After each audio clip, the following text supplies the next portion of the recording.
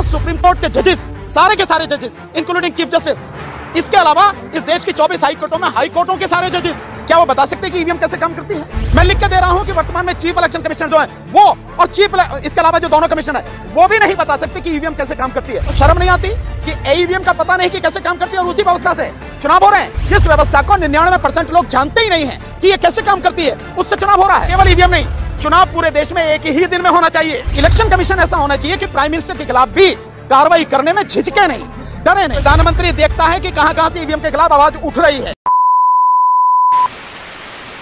जो जजमेंट में यह भी कहा है कि इलेक्शन कमीशन ऐसा होना चाहिए कि प्राइम मिनिस्टर के खिलाफ भी कार्रवाई करने में झिझके नहीं, डरे नहीं।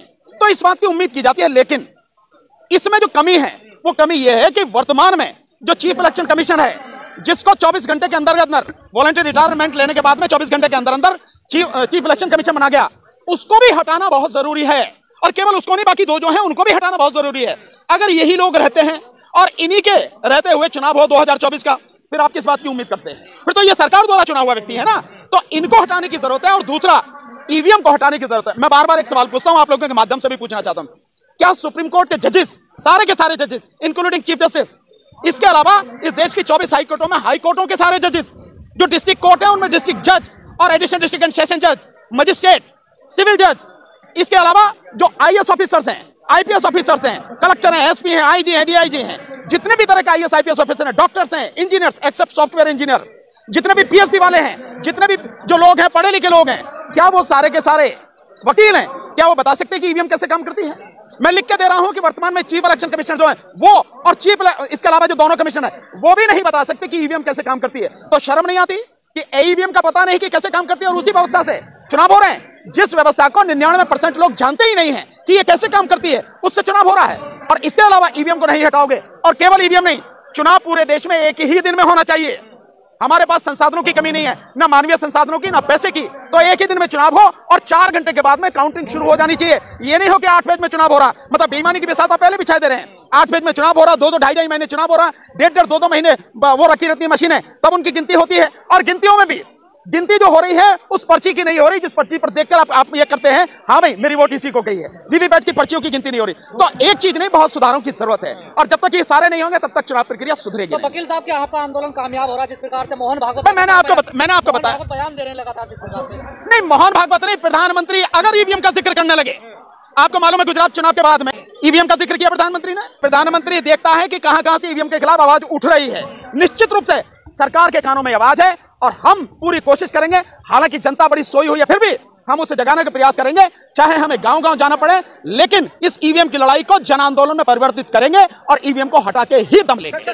मैं क्या सपना पूरा, उनका सपना पूरा होगा ही नहीं, क्योंकि जिस राष्ट्र की बात कर रहे हैं वहां ऊंच नीच है, वहां भेदभाव है, वहां लोगों के प्रति घृणा सिखाई जाती है, नफरत सिखाई जाती है। और बुद्ध की बात जहां तक है वहां पे समानता की बात होती है, वहां पे करुणा की बात है, वहां प्रेम की बात है, वहां मैत्री की बात है, वहां सबके भले की बात है, पूरे प्राणी मात्र के भले की बात है, वहां नहीं है। हम चाहते हैं कि इस देश के लोग जो हैं, विशेषकर बहुजन समाज के लोग, बुद्ध की वाणी को समझें, बुद्ध की शिक्षाओं पर उनका आचरण करें और बाबा साहब डॉक्टर अम्बेडकर द्वारा बताया गया जो रास्ता है उस पर चलें, तभी उनका कल्याण होगा, नहीं तो विनाश को कोई नहीं रोक पाएगा। वो लोग कह रहे हैं पहले अम्बेडकरवादी विरोध करते थे हमारा, अब ये पिछड़े भी विरोध करने लगे हैं। नहीं, वो पिछड़े धीरे धीरे समझ रहे हैं कि सही मायने में उनकी विचारधारा ही अम्बेडकरवाद है। तो वो अम्बेडकरवाद को जैसा भी बताया गया कि वे रास्ता भूल गए थे और पता नहीं था, अब वो रास्ता उन्हें धीरे धीरे समझ में आ रहा है और अब वो अपने जो लक्ष्य है उसको समझ रहे हैं और उसकी तरफ बढ़ रहे हैं। जिन्होंने व्यवस्था बनाई उनके हिसाब से तो हम शूद्र ही हैं, लेकिन हम शूद्र नहीं, शुद्ध लोग हैं, बिल्कुल पूरी तरह से परिशुद्ध लोग हैं, और हम बुद्ध के रास्ते को मानने वाले हैं, उनके रास्ते पर चलने वाले हैं। हिंदू गाली है भाई, मैं तो बिल्कुल कहता हूं इस बात को कि कहना नहीं चाहिए। और मैं क्या कह रहा हूं, जो बात आप ये कह रहे हो वो तो सुप्रीम कोर्ट भी कह रही है इस बात को, और इस देश का इतिहास इस बात को कहता है। और मैं ना हिंदू था न मैं हिंदू हूं, मैं बुद्धिस्ट था और बुद्धिस्ट हूं। और बाबा साहब की बात में भाषा में कहूं तो मैं भारतीयता प्रथमतः और अंततः भारतीय हूं। कहा जा रहा है कि हम पिछड़ों को गुमराह कर रहे हैं। नहीं, हम रास्ते पर लाने का प्रयास कर रहे हैं, ये शब्द तुम्हारा है। हिंदुओं को कमजोर करने की साजिश है आप लोगों की। वो मजबूत कब थे भाई? जिस देश में प्रधानमंत्री हिंदू, राष्ट्रपति हिंदू, सारे मंत्री हिंदू, मुख्यमंत्री हिंदू, गवर्नर जो हिंदू, सुप्रीम कोर्ट में हिंदू, हाई कोर्ट में हिंदू, नीचे डिस्ट्रिक्ट कोर्ट में हिंदू, सब जगह हिंदू हिंदू, फिर भी कह रहे हिंदू खतरे में, तो वो तो डरे हुए तो पहले से ही हैं। विरोध करने लग जाते हैं ना। आएगा, अबे हम तो सही बात करेंगे, वो गलत काम करेंगे तो उसका विरोध करेंगे ना हम। नहीं, रामचरितमानस का भी विरोध कर रहे हैं आप लोग। नहीं, हम मैंने कब कहा रामचरितमानस का विरोध? लेकिन एक बात बताओ, अगर कोई ये कहेगा इतना अपमान करेगा, ढोल गंवार शूद्र पशु नारी, ये सब ताड़न के अधिकारी, तो बाकी सब किस बात के लिए हैं? आप देखिए पूरी मानव जाति को आप कलंकित करने वाला जो है एक दोहा लिख रहे हैं और उस व्यक्ति को आप कह रहे हैं कि इसने बड़ा बढ़िया काम किया।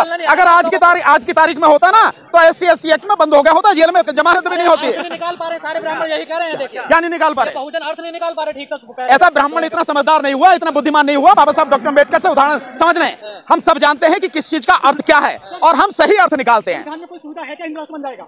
संविधान में यार मेरे, तुमने संविधान पढ़ा नहीं है? संविधान में हिंदू राष्ट्र किसी राष्ट्र की बात नहीं है। India that is Bharat, Bharat की बात है और भारत में सभी धर्मों के लोग रहते हैं, रहते रहेंगे। यहाँ हिंदू भी है, बौद्ध भी हैं, जैन भी हैं, सिख भी हैं, ईसाई भी हैं, पारसी भी हैं, सभी लोग हैं, सिख भी हैं, सभी लोग रहेंगे।